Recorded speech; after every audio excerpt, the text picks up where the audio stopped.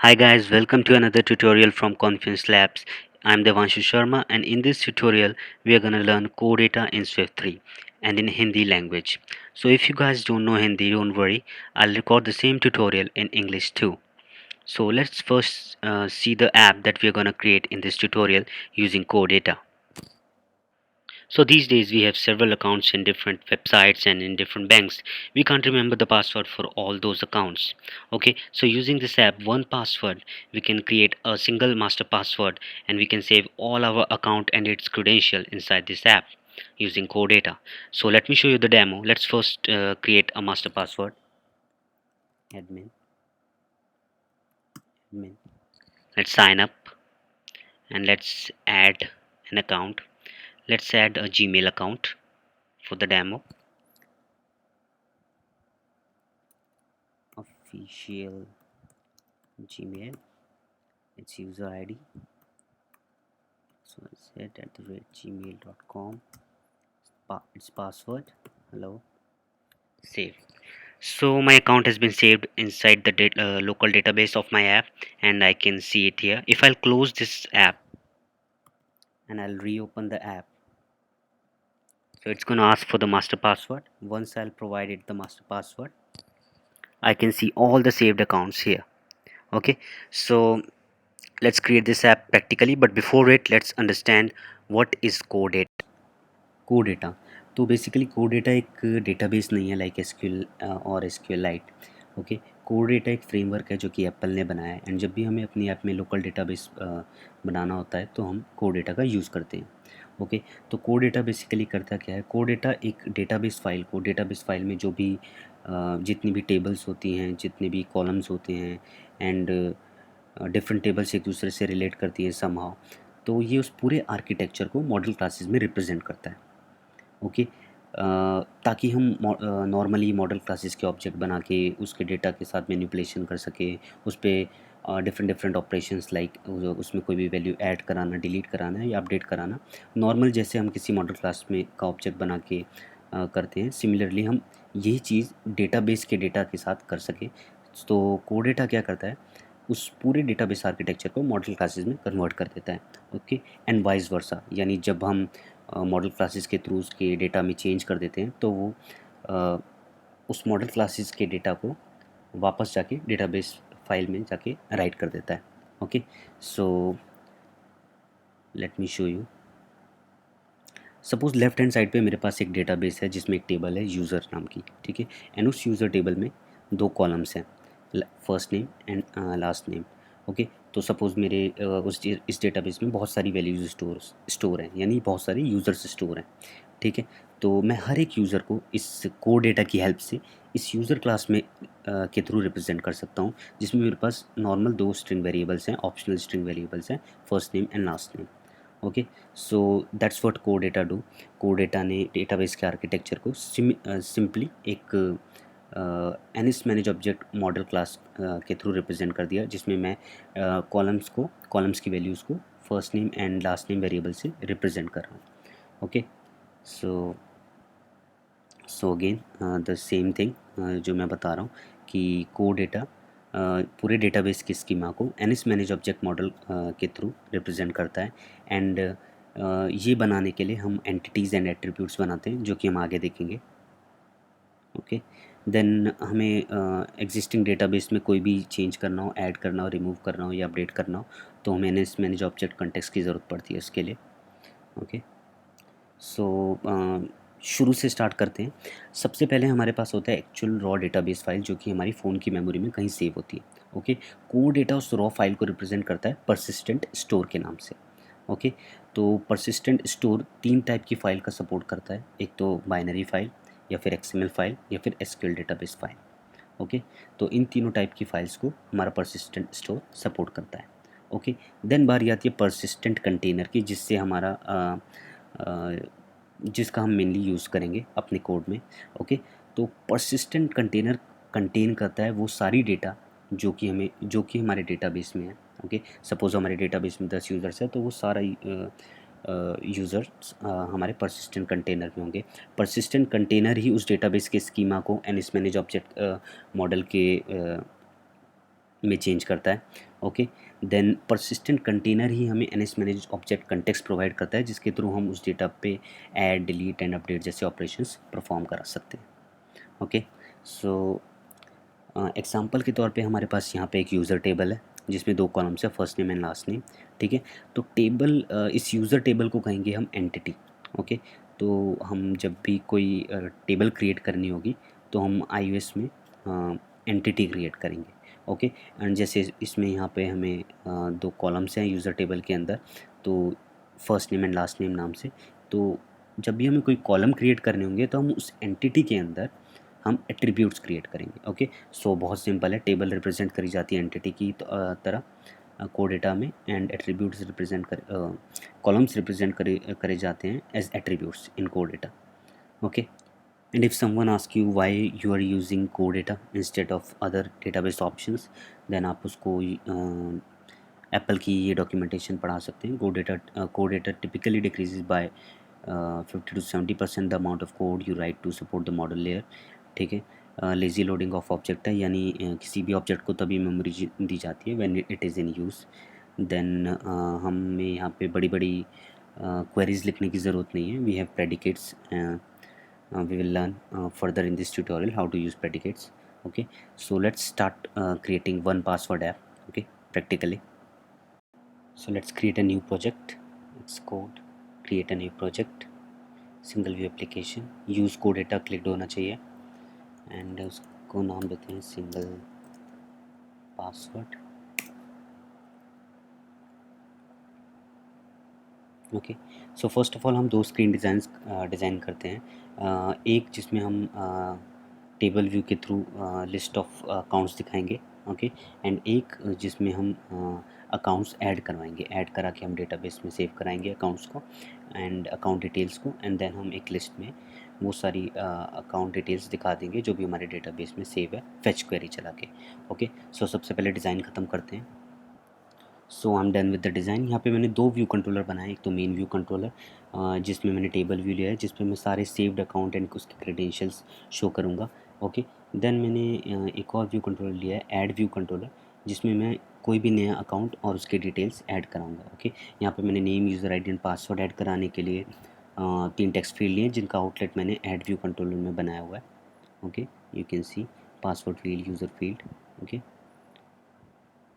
And account type add कराने के लिए मैंने यहाँ पर एक पिकर व्यू लिया है। ओके, देन यहाँ पर टेबल व्यू पे अकाउंट क्रेडेंशियल शो कराने के लिए मैंने एक सेल लिया है, डिटेल सेल, जिसमें मैंने 3 लेबल्स लिए हैं, नेम, अकाउंट का नेम शो कराने के लिए, user ID and password, account का पासवर्ड एंड आईडी शो कराने के लिए। देन यहाँ पे अकाउंट टाइप शो कराने के लिए मैंने यहाँ पर एक इमेज व्यू लिया। ओके, एंड यहाँ पे डिटेल सेल में मैंने इन सब के भी आउटलेट्स बनाए हुए हैं। Okay, so if you watch our paid tutorial, तो उसमें ये टेबल व्यू एंड ये सारा डिज़ाइन मैंने कैसे बनाया ये भी डिटेल में शो करा हुआ। Okay, so let's go to app delegate class. हमने जब ये न्यू प्रोजेक्ट क्रिएट करा था तो हमने यूज़ कोड डेटा पे चेक करा था एक ऑप्शन पे। Okay, so use Core data के ऑप्शन पे, देन उसकी वजह से यहाँ पर हमारे पास कुछ लाइंस ऑफ कोड एक्स्ट्रा हैं ऐप डेलीगेट फाइल में। यूजुअल ऐप डेलीगेट फाइल में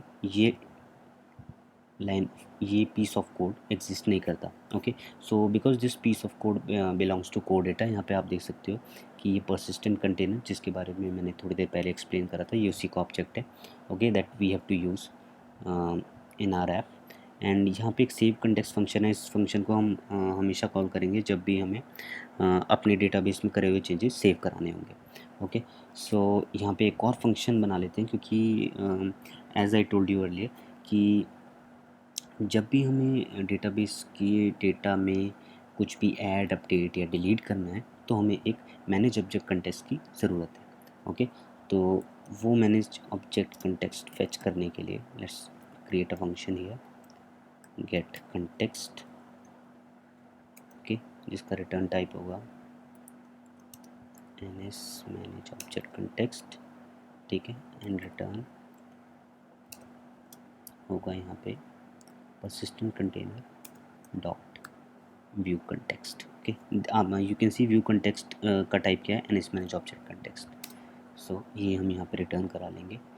हम यहाँ पे एक ग्लोबल ऑब्जेक्ट बना लेंगे ऐप डेलीगेट का, app del is equal to UI application dot shared dot delegate, okay, as not app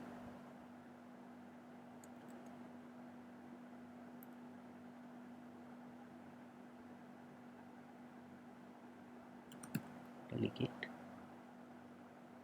okay, so हमने ये एक सिंगल ऑब्जेक्ट इसलिए बनाया ताकि हम इस गेट कंटेक्स्ट फंक्शन को कॉल कर सकें, बार बार डिफरेंट ऑब्जेक्ट बना के नया कंटेक्स्ट ना जनरेट करें। Okay, so that's why we created this object. हम जब भी हमें मैनेज ऑब्जेक्ट कंटेक्स्ट की ज़रूरत होगी, हम इस ऑब्जेक्ट के थ्रू, इस ग्लोबल ऑब्जेक्ट के थ्रू हम इस फंक्शन को कॉल करेंगे appdel.getContext and we will get the manage object context to make changes in our database. Okay, so let's go to our add view controller. Okay, so this is the function save button। save button के click पे मुझे इन सारी text field से data निकाल कर database में save कराना है। ओके, तो सबसे पहले टेक्स्ट फील्ड से डेटा फैच करते हैं। Okay, like let name is equal to name field dot text similarly। सो ये मैंने हर एक वेरिएबल में टेक्स्ट फील्ड से डेटा निकाल लिया है, बट अब हम इसको सेव कहाँ पे कराएंगे। हमने अभी तक कोई टेबल भी नहीं क्रिएट करी, ना हमने कुछ कॉलम्स क्रिएट करे। So let's create our table. Okay, हम एक्सी डेटा मॉडल क्लास में जाएंगे। ओके, देन यहाँ पर हम ऐड एंटिटी पे क्लिक करेंगे एंड यहाँ पे हमारी एक एंटिटी क्रिएट हो जाएगी। We can change its name, let's name it credential. Okay, यहाँ पे हम इसके एट्रीब्यूट्स ऐड करेंगे। फर्स्ट ऐड करते हैं नेम,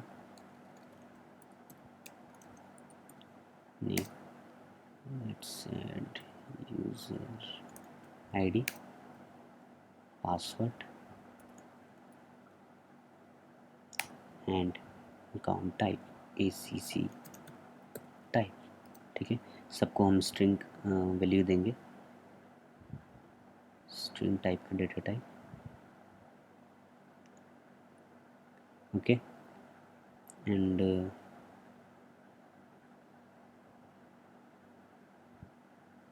यहाँ पे कोड जेन को हम मैनुअल स्लैश नन कर देंगे। ओके, अब हम इसकी मॉडल क्लास जनरेट करेंगे।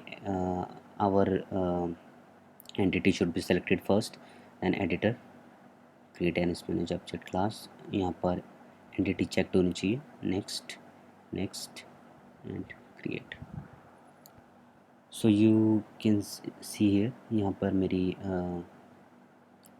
NS manage object class create हो गई इस टेबल की। ओके, देन यहाँ पर एक्सटेंशन के through I can see the attributes of my entity. Okay, so अब मेरे ऐड व्यू कंट्रोलर में हम इस टेक्स्ट फील्ड से निकाल के एंट्री सेव कराते हैं हमारे डेटाबेस में। Okay, so let credential is equal to NS entity description. Okay, तो एनएस एंटिटी डिस्क्रिप्शन या फिर कोड डेटा की कोई भी इनबिल्ट क्लास यूज़ करने के लिए हमें यहाँ पर कोड डेटा इंपोर्ट करना ज़रूरी है। ओके, नाउ नई एंट्री इंसर्ट करने के लिए we will use the insert function, insert new object. ठीक है, एंटिटी का नाम है हमारे क्रेडेंशियल।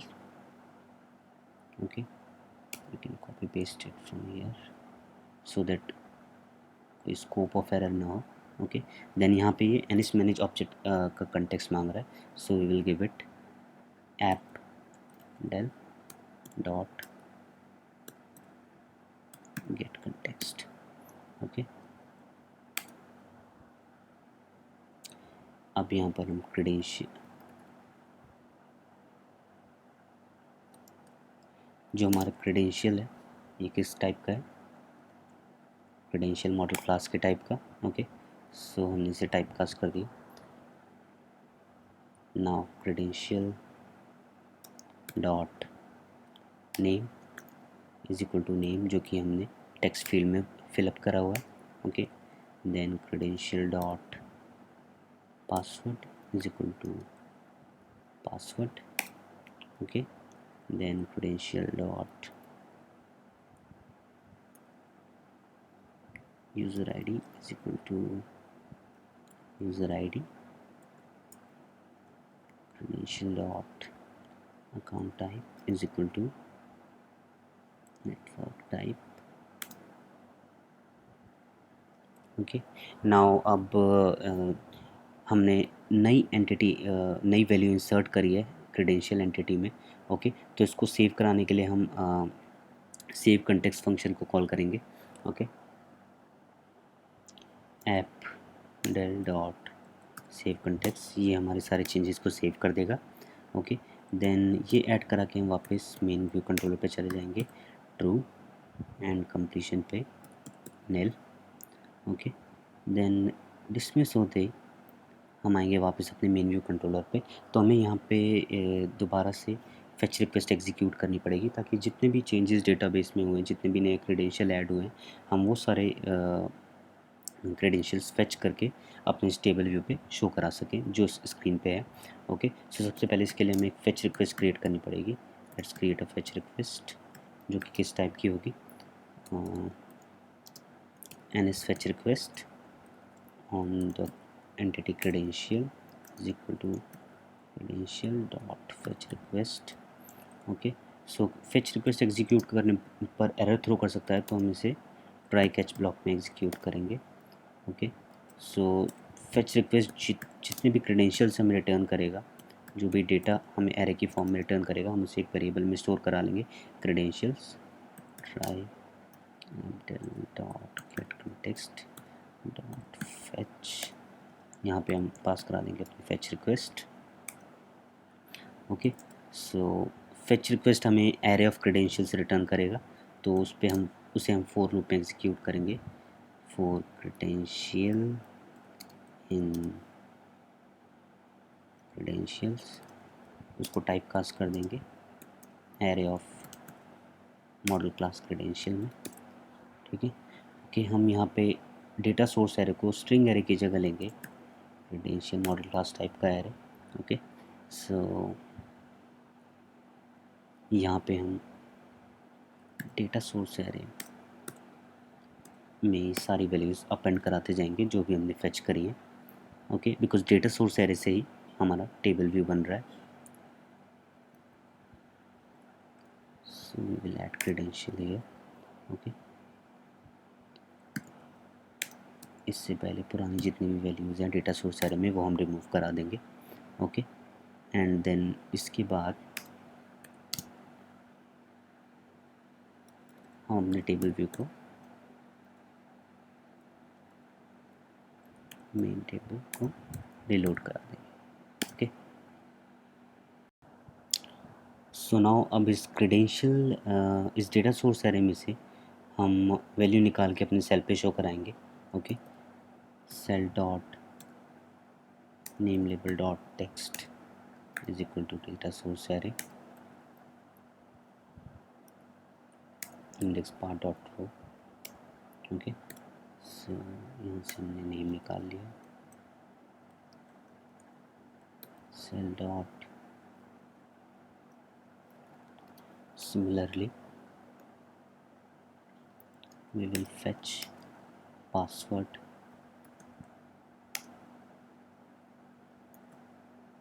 and user id,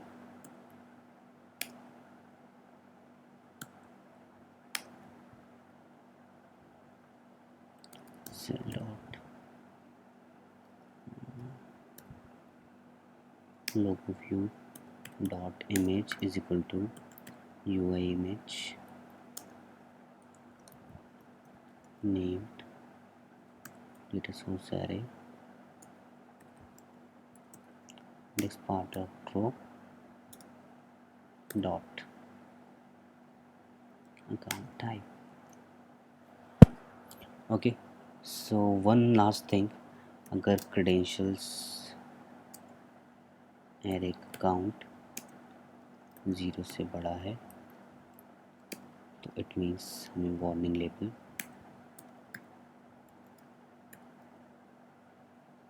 नहीं शो करना, उसको हाइड रखना है, ओके। एंड अगर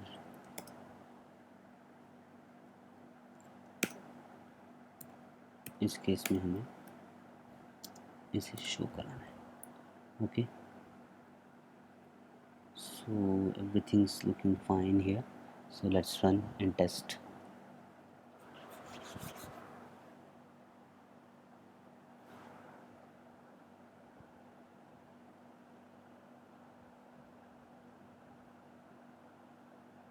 okay, so as you can see यहाँ पे अभी कोई भी पासवर्ड सेव नहीं है, तो हमारा वार्निंग लेबल शो कर रहा है no password saved. Okay, add पे क्लिक करते हैं. Okay, let's first choose our account type. Let's add Apple account here. ठीक है, let's say companies account. Okay, user ID xyz@gmail.com, password 20. Okay, let's save it. As you can see here my account is saved. Okay, एक और account save करते हैं. this time let's say ATM. Okay, World Bank, user ID. Okay, ATM pin, let's say 1234. Save it. Okay, so as you can see one more account has been saved. Okay, and अगर मैं app को किल करके I'll restart the app. So again मेरे database में से value fetch होके मेरे table view पे शो हो गई.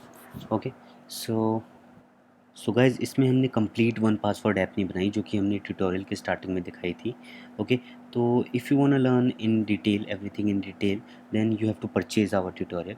Late me show you the complete course that we offer.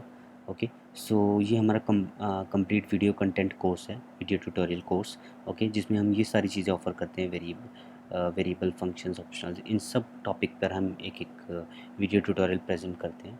Okay, and these star marked topics are premium topics, जो आपको प्रीमियम पैकेज परचेज़ करना पड़ेगा जिसके लिए. Okay, like completion, handlers, protocol, generics, ये सारी वीडियो ट्यूटोरियल्स प्रीमियम पैकेज में है. ओके, बाकी जिन भी टॉपिक्स के आगे स्टार मार्क नहीं है वो आपको बेसिक पैकेज में भी वो वीडियो ट्यूटोरियल्स मिल जाएंगे. Okay, so you can see UI controls, table view collection, inside table view, UI picker view, UI image picker, date picker, and then design pattern, singleton, observer, delegate pattern, MVC, MVP architecture, then Cocoa pods, web services using Elmo Fire and Swift.json, advanced Google Maps, geofence, web services, post, basic auth 2.0a, push notifications. Okay, again push notifications is in premium package. Then काफ़ी सारे third party tools के tutorials भी हम provide करेंगे, like Eureka form, Carbon Kit, functional oriented programming, reactive programming. Okay, Core Data and Core Data advanced में tutorial में we will see कि कैसे डिफरेंट डिफरेंट टेबल एक दूसरे से कनेक्ट करके हम रिलेशनशिप इस्टेब्लिश करते हैं, and how we use that relationship in our code. Then Facebook login, Google Plus login, then payment gateways, PayUmoney, PayPal, and uh, there are other so many small tutorials like on user default, search controllers. So उसकी charges क्या हैं? अगर आप basic package लेना चाहते हैं तो it will be 7,000 one time fee, and it will include all the basic tutorials. Okay, mentioned in this list. Okay, then in premium package is 12,000 rupees. Okay, so in this package you will get all basic tutorials and all advanced star mark tutorials, plus you will have 1 month subscription, 1 year subscription free, so that उस year में मैं जो भी नई videos नए tutorials बनाऊंगा, या फिर सपोज स्विफ्ट 3 से स्विफ्ट 4 में मूव हो गई, एंड जो भी मैं ट्यूटोरियल्स अपडेट करूंगा, तो प्रीमियम पैकेज में you will get all those content free of course for an year. Okay, so अगर आप if you are interested in buying this video tutorials, this awesome video tutorials, तो you can mail me at confidencelabs.com. You can call me on this number, you can WhatsApp me on this number, or you can ping me on Skype on this ID, devanshu.sharma23. Okay, so इस video में हमने क्या सीखा? इस video में हमने code data सीखा. Code data के बेसिक सीखे कि कोड डेटा के बेनिफिट्स देखे, एंड कोर डेटा में different terms like persistent store, persistent container, N S object model, N S object context, इन सब का यूज़ सीखा, एंड प्रैक्टिकल करके देखा कैसे हम डेटा फेच कर सकते हैं, कैसे हम कोर डेटा के थ्रू डेटा सेव करा सकते हैं डेटाबेस फाइल में। ओके, एंड हमारे पेड वीडियो ट्यूटोरियल में you can also update an existing data, or you can delete an existing data, and you can also put a query on the existing data. So that's it for this tutorial. See you in the next. And one last thing guys, इस video tutorial के paid series का URL and इस one password app के GitHub source का URL आप इस video के description में देख सकते हैं, and you can even download the code from that URL. Okay, so hope you liked it. Enjoy.